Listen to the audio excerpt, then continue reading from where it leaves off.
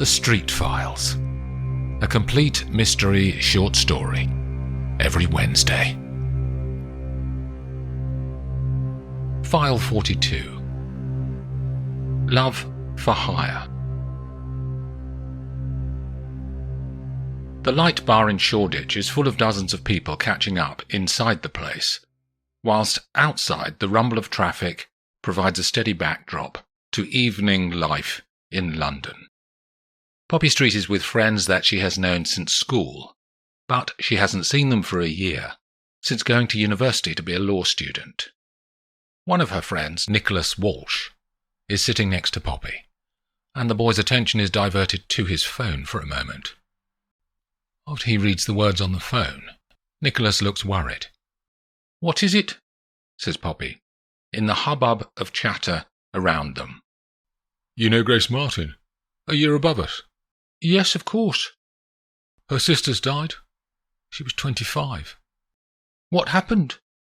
"Found in a posh hotel," says Nicholas. "That 5-star place in Holborn, the Suffolk Park. Grace needs a lawyer. Your mum's one, isn't she?" "Why does Grace need a lawyer?" says Poppy. "They've arrested her. They think she killed her sister. She's stuck in the hotel. They won't let her out." Poppy gets up from the corner soft seating and goes outside to call her mother, Olivia. She explains what Nicholas has said, and the mother and daughter agree to meet at the Suffolk Park Hotel. As it turns out, they both arrive at Holborn Tube Station at the same time, and they walk up the steps to the road called High Holborn. Then they turn east. "What do you know about Grace Martin and her sister?" says Olivia, as they walk along. "Grace is a year older than me, so she's 20, says Poppy. "I met her sister Victoria a couple of times. They were 5 years apart. Their mum and dad are high-powered executives and always flying off somewhere." "What are the sisters' personalities like?" says Olivia. "Grace is the thought daughter," says Poppy. "You know, cerebral, always coming up with philosophical stuff." "And Victoria?" "The opposite, party girl. Love the moment." They arrive at the grand doorway of a 6-story Edwardian building of honey-coloured sandstone, built into the long line of enormous terraced properties along this road. Picked out in gold letters that are illuminated from behind are the words Suffolk Park. And they walk inside to the reception area, where there is a vast chandelier hanging down from a double-height ceiling. The man on reception is handsome and has dark brown eyes to match his dark brown hair. He is wearing the dark grey uniform of all the hotel staff, with a crisp white shirt and deep red tie. His smile is genuine, the result of practicing it in the mirror for a week before he was interviewed for this job. "Ladies, welcome to Suffolk Park," he says. "We're here to see Grace Martin," says Olivia. "Her sister Victoria Martin is booked into one of your rooms." The man's face drops. "That room's restricted," he says. "To whom?" says Olivia. "It's out of bounds." "I'm her lawyer, so can you tell us the room number?" Olivia smiles at him. For a second he hesitates, not sure if he should continue his protective instinct. "I'll have to talk to the manager," he says. "1 second." He goes to the back office and reappears with a woman in her mid-40s, with dark hair worn up above her green eyes. She walks out to Olivia and Poppy and stops in front of them. They can see her name badge has Julia Thornton, General Manager, on it. "Can I help?" she says. "Grace Martin is in one of your rooms. I'm her lawyer. I know what it's about," says the woman. "Can you tell us the room number?" says Olivia. "I need you to sign a non-disclosure agreement." "For what?" "Saying you won't talk to the media," says Julia. "There's no contractual relationship between us, so an NDA is irrelevant. I'm also bound by my professional status as a lawyer to retain confidentiality. If your concern is that a death in the hotel would damage your brand, I wouldn't be concerned about that leaking. The police can't sign your NDA either, but they're similarly bound by confidentiality." "It's not the death," says Julia. "What is it about, then?" The lady who died was an escort, and that would damage our reputation. I understand, says Olivia. I can give you my professional word. That will have to suffice. Julia thinks for a second, that seems longer. Room 512, she says, and steps back to the reception desk. She asks the man for something, and he types onto his keyboard, and a keycard emerges from a reader near his hand, which he gives to Julia. This will get you into the lift, she says, and she holds out the card to Olivia. Thank you. The mother and daughter walk across the reception area and call a car. As the doors close, Poppy says, An escort, she said. That means a sex worker, doesn't it? Possibly, says Olivia. Victoria may have just provided company for her clients. We'll have to find out. Victoria was beautiful, says Poppy. A key quality for male and female escorts, I imagine, whether they adorn your arm or adorn your bed. What's the law about escorts? It's legal to offer sexual services on your own, inside a building, says Olivia. You can't work with another escort, or that's considered a brothel, which is illegal. You can't control or coerce someone to provide sexual services, and you can't solicit on the street. The lift doors open, and they walk to room 512. Olivia knocks on the door, and when it opens, they see a policeman who they know. Hello, Inspector Mirren, she says. You're on this case, are you? I have that pleasure, he says. Are you here for the sister? Yes, we are. She's in the second bedroom. This is a suite, he says. He holds the door open and they walk in. Down there, second door, says Mirren, pointing along the corridor. Poppy, can you go and talk to Grace? I'll be there in a moment, says Olivia, and get a chat to the inspector. The daughter walks away to the other bedroom, and Olivia turns to Mirren. The body's still here, Inspector? This way, he says, and they walk to the master bedroom. A young blonde woman is half covered with the duvet, and she appears to be naked. One side of her head is a mass of matted blood and hair. Forensics will be here in 10 minutes, he says. Can I have a look? Mirren nods. Olivia walks over to the bed. The blood splatter spreads out across the white sheets. On the woman's left hand, her ring finger is at an angle. That makes Olivia think it may be broken. Blunt force trauma, she says to Mirren. Then she looks on the floor of the bedroom. Using that lump of metal, what is it, an ornament? Probably expensive given the prices in this place, he says. Some scratches on her arms and face? She put up a fight, says Olivia. Then she turns back to him. She was an escort, apparently. How do you know that?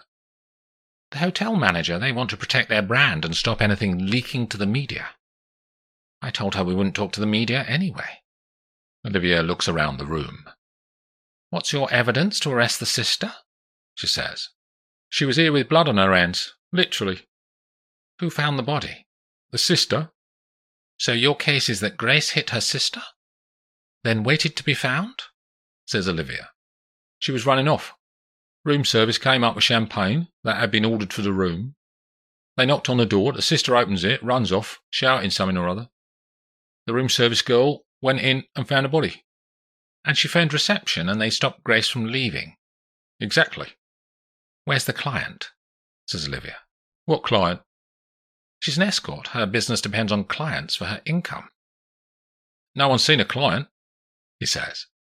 We might conjecture that a champagne order wasn't for one woman alone in her room, but was for entertainment purposes, says Olivia.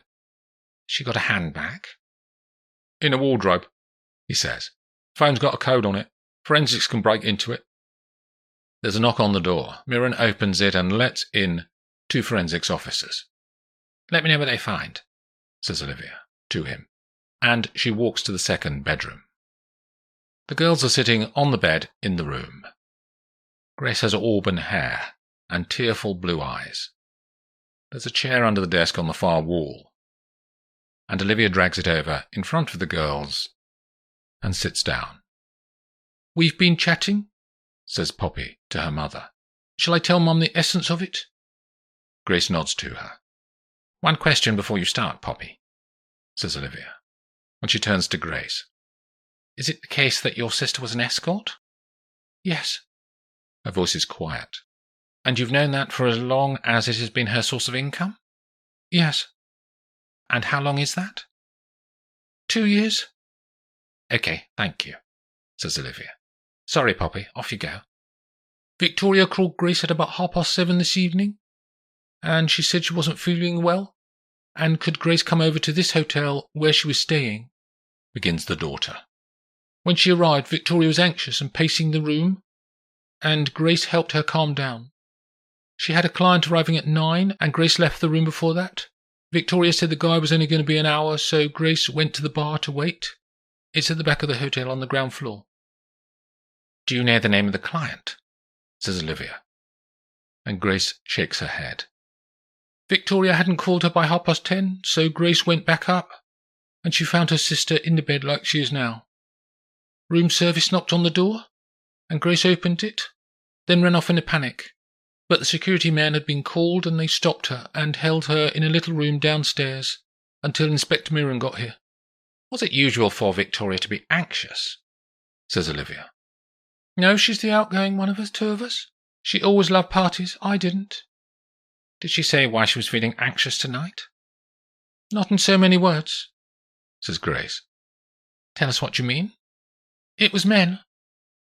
"Sorry, Grace, you'll have to be more specific. What was men?" "She was worried about men. They're her clients." "Did she say they'd been threatening her, or violent?" "Probably." There's a knock on the door. It opens, and it's Mirren. "We've unlocked the phone," he says. He's holding the device in a clear plastic bag. "Poppy, can you take it?" says Olivia. And Mirren hands it over. "You want the client's name, yeah?" she says. "That's right." "So there's one at 6 and another at 9, says Poppy. "The guy at 9 was called David Baker." "Maybe a false name, of course," says Mirren. "Why'd you say that? It's legal, isn't it, to be an escort's client?" "It is," says Olivia. "But social norms apply too. Most clients aren't open about it. He could have paid cash and made up a name." "I'll get the hotel to give me the guest list, in case it is real," says Mirren. "I can call reception, Inspector," she says. And Olivia picks up the handset of the room telephone. After being put on hold for a minute, the receptionist comes back on and confirms that they do have a David Baker staying in the hotel, and he's in room 501. "Let's go and see Mr. Baker," says Olivia. "Maybe just me and the inspector, Poppy. We don't want to intimidate him too much." They walk along to room 501 and knock. There's no answer. "It is nearly midnight," says Mirren. But Olivia repeats the process, and more loudly this time. They both listen. There's nothing at first. Then the sounds of someone unlocking the door push through the wood. "Yes." The man is tall, with dark hair and blue eyes. "Police, sir?" says Mirren. "I'm Inspector Mirren. What do you want?" "Can we chat, sir?" says the inspector. "Inside might be better." They can see Baker considering pushing back. Then his mind decides something and he opens the door wider. He turns back into the bedroom and they follow him. There are 2 chairs, and Baker sits on the end of the bed and indicates the chairs to them. "You were with a lady in room 512 earlier this evening, sir?" says Mirren. "Yes." "She provides adult services?" "Yes, that's not illegal." "Tell us about tonight, sir." Mirren is suddenly embarrassed. "Oh, I don't mean those sort of details, sir." "Can I ask a question, Inspector?" says Olivia, and he nods to her. "You and the woman were in the room for the entire time?" she says. "Yes." "You were booked for 9, I think," she says. "What time did you leave?" "Just after 10, maybe. I have a breakfast meeting at 7:30 out by Heathrow, so I went to bed early." "How was the woman when you left?" "Exhausted." He smiles, but they don't, and his face drops. Did you have any sort of argument with her? Says Olivia. No, what's this about? Says Baker. I wouldn't hit a woman. Has she been beaten up? We can't say, sir, says Mirren. David is getting concerned. When I left her, she was fine, still in bed. She was tired, she said. That wasn't just a joke I made just now. Did you order champagne on room service? No, I'm not a great fan of it. Beer's more my thing. How well do you know the woman? Says Olivia. When I'm in London, we've been together half a dozen times. You don't live here? Paris, he says. We have an apartment in the 7th arrondissement. Very nice. Les Invalides, says Olivia. Yes, you know it? Very well, she says. You said we just then. You're married, are you? Yes, baby on the way. Olivia and Baker catch each other's gaze. Then Mirren says, We can get the keycard logs from the hotel, sir, and confirm everything you said about your movements. I don't think there's anything else. He looks at Olivia. No, thank you, Inspector. They all stand and Olivia and Mirren go back out to the corridor, then return to room 512. When they walk in, Poppy is waiting in the sitting room area of the suite, and they join her. Grace is sleeping, she says. How was the client? He didn't do it, says Mirren. He's not a killer. I agree, says Olivia. He was matter-of-fact about the whole thing. His humour at the beginning was genuine. Very few people can carry off fake casual. He didn't know she was dead. My case against the sister is the only show in town now, says Mirren. Give us time, says Olivia. Grace is not a killer either. I'll go and see forensics if I don't understand anything more, he says, and walks away. Poppy, we're going to explore room service. Come with me. They drop down to the reception area again, and the man they saw before is still on shift. We'd like to talk to your room service people, says Olivia. Why? Olivia's getting tired of the man's pushback. In our bid to ensure the hotel's reputation is maintained. Michael. She reads from his name badge. He takes a deep breath and tries to hide it. Then he lifts a telephone handset. Sally, can you come to reception, please? He puts the phone down. She's on her way. The women sit on a pale grey sofa in the reception area while they wait. After 1 minute, a member of the hotel staff dressed in the same grey suit and red tie walks in from the restaurant, and she walks to Michael. He speaks to her and indicates Olivia and Poppy. Then the woman walks over to them. She has honey-coloured hair in a ponytail and deep brown eyes. They make introductions, and when Olivia asks if there's somewhere to sit and talk, Sally leads them to one of the empty private dining rooms along the corridor. She flicks the lights on, and they all sit at one end of a mahogany table for 12. You were on room service tonight, says Olivia. Yes, madam. Only you? Are there any others? Only me, madam. We only have one person on room service each night. Room 512 ordered champagne, is that right? Says Olivia. Yes, at about 6 I took it up. The lady answered the door and took it off me. Sorry, I meant later in the evening, at 10 or something like that, says Olivia. No, there are no other room service orders from that room tonight. Room service is quiet all evening, to be honest. I go down and cover in the bar when there's nothing to be taken up. And you went to work in the bar tonight, says Poppy. Sally nods. What time was that? From about 8, I suppose, until about 11:30. So to clarify, says Olivia, you didn't deliver a bottle of champagne to room 512 at 10 or just after? No, madam. You can see the records if you want. It's all on the system. No, that's okay, says Olivia. But I need to specifically ask you this too. Did you discover a body in room 512 tonight? No, madam, says Sally. We did hear about it in the bar, that a guest had passed away. Olivia and Poppy exchange a glance. Okay, thank you, Sally, says Olivia. They walk out and Sally flicks the lights off as they leave. Then the woman walks off, leaving them in the long corridor between reception and the bar. "Do you think that Grace was lying, Mum?" says Poppy. "And there was no room service person who arrived? And Grace actually did kill her sister?" "Someone called the security people to stop Grace leaving," says Olivia. "So someone was there." Olivia's phone rings in her pocket. It's Mirren. "Miss Street," he says down the line. "Thought you'd like to know that forensics have analysed the metal ornament in the room, and that's not the weapon. There's none of the victim's DNA on it." "Thank you," she says. They end the call, and she looks at Poppy. "Now we have no weapon." "We should talk to Grace again, Mum," says Poppy. "I agree, and you can lead on the questions." They ascend back up in the lift and knock on the door to room 512. Mirren lets them in, and they go and sit with Grace again in the second bedroom. "Can we go over what happened?" says Poppy. "You got back up here about 10:30 after being in the bar, and you found Victoria, is that right?" "Yes." "How did you get in, by the way?" "Vicar give me a spare key card," says Grace. "OK. Then room service called at the door?" "Yes." "Was it a woman?" "Yes." "What did she look like?" says Poppy. Grace sighs.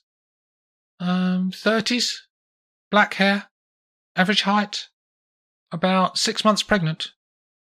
"Pregnant?" says Olivia. "Yes." "Wearing uniform?" "Yes, like all the others. Grey suit, red tie. Her jacket was undone because of the baby." Olivia frowns. "What is it, Mum?"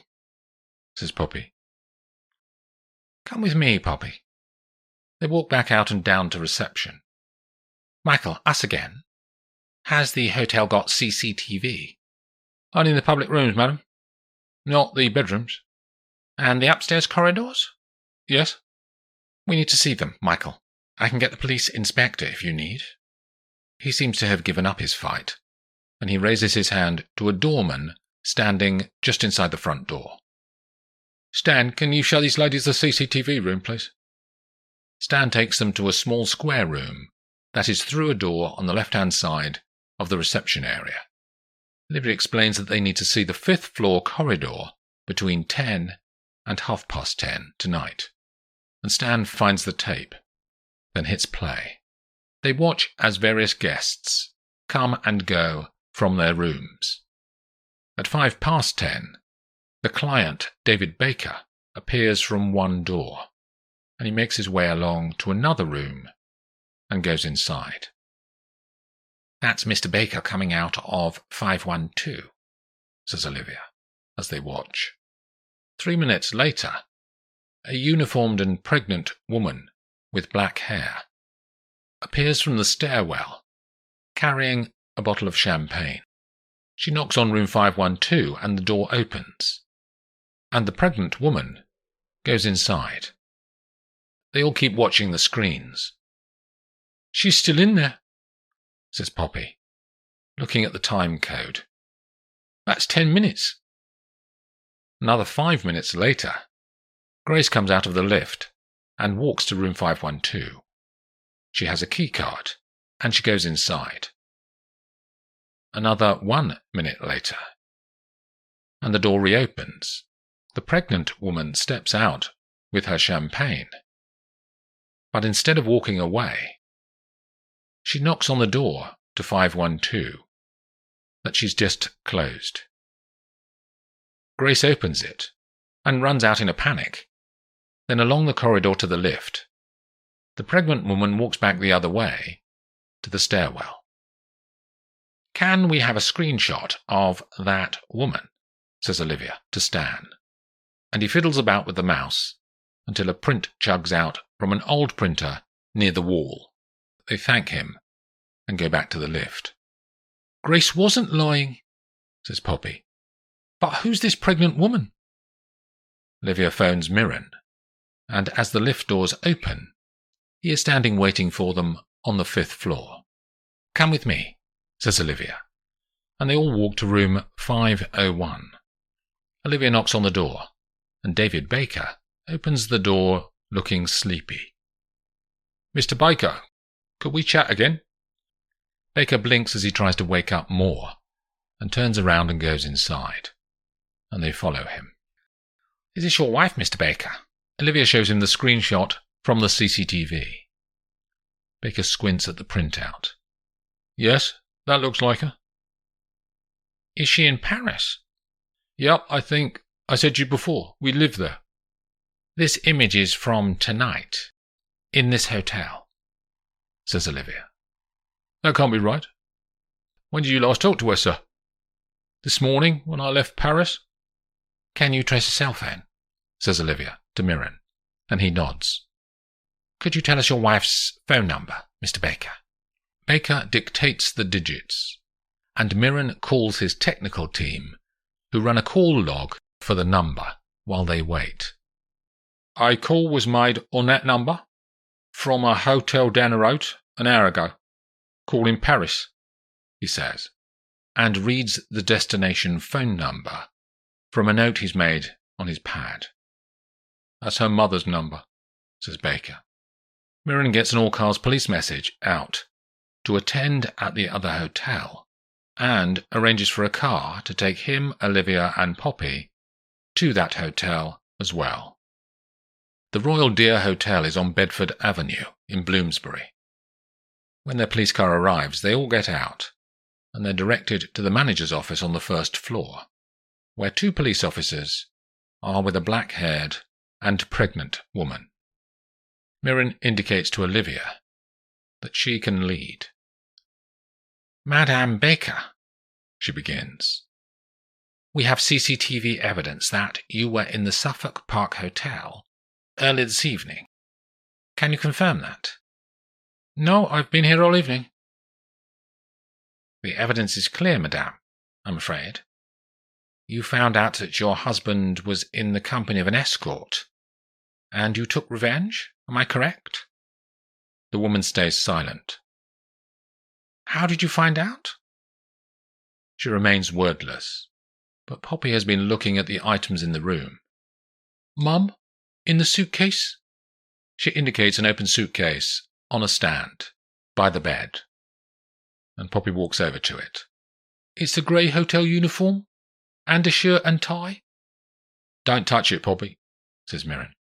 "I repeat, madame," says Olivia. "How did you find out about the escort?" The woman looks at each of the faces around her. Eventually she does speak. "He put it on his credit card, and I saw the statement. I did warn the girl. I found her number on his phone, and I called her last night, telling her to stop seeing him. She got all flustered and worried. It didn't stop her fucking him, though, did it?" "How did you get the uniform?" "He always stays in the same place. I saw the pictures on their website, and found the same suit and tie." "The head wound that killed her," says Olivia. "It was the champagne bottle, was it?" "Appropriate, I thought." Madame Baker smiles. "Then you waited for her sister to appear?" says Poppy. "So that you could frame her. That was a useful addition," says the woman. "I was making sure there was no evidence left. When the sister suddenly appeared, she didn't see me at first. I stepped into the second bedroom. She found her out of her sister. I slipped out and pretended to be arriving. After she ran off, I phoned the reception and told them to stop her. It was useful cover while I got away." "Did your husband know about any of this?" says Olivia. "No, I'm having his baby. I needed to make our life perfect again." Olivia turns to Mirren. "You can release Grace, I think," she says. "Yeah, course," says Mirren. "Poppy, let's go and collect her." As the clocks in London click on to 1 in the morning, the mother and daughter walk outside. They hail a black cab, then head east to the Suffolk Park Hotel. The Street Files, a complete mystery short story, every Wednesday.